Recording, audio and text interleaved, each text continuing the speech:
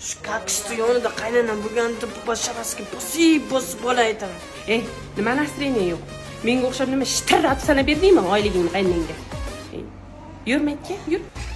Opa! Ha? Yuring. Tinchlikmi? Gap bor. Ishim bor, kuydadiramiz. Ay, Yo'sh. nima molmanmi sizga yoshlaysiz? Molga ushqa yotibsiz-da, aka. Uyda qaynanam jonimga tegan. Bu yoqqa bemorlar kuladi ustimdan. Ha? Nima jahl qilasan, o'zingni bas. Mana opamdan so'ragin. Bitta sen emas, hammani oliydi, ishon. Mana opa, ayting o'zingiz. Nima qaynanami? Qarib yerga tegmaymi o'ylay. Agar qaynana shunaqa bo'lishini bilganimda umuman yerga tegmasdim. Opalar. Men xudo xolisi kelin olsam, kelinimni umuman hayotiga aralashmayman. O'g'lim bilan kelinim baxtli yashasa bo'ldi.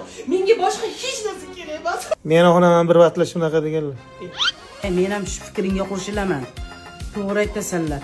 Men ham umuman qo'shilmayman. Xudo xolisa mana shu o'g'lim Iso mana dunyoga keltirib olay, haddiy kvartira qilaman-da, chiqarib yuboraman. Bilasizlarmi, men nasib etsa kelin olsam, kelinimni umuman ovqat qildirmayman. Shuni telefon qilaman, zakaz keladi. Nasib etsa shunaqa mazza qilib yashaydi. Xudo xolasa borku, uchovimizni addushi zo'r qaynana chiqaradi. Bu kelin zoti jonimga tegdi. Alohida chiqaman deydi. Meni xizmatimni kim qiladi dedim. Voy o'lmasam opa, bizni peshonamiz sho'r ekan. Kelinga yolchimadim. O'g'limga 3 tasini qo'yib yubordim.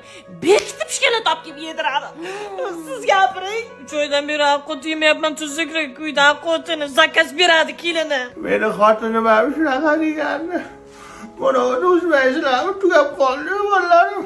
Voy o'lay tog'a. Kaynana, kelin ko'rsin parvona.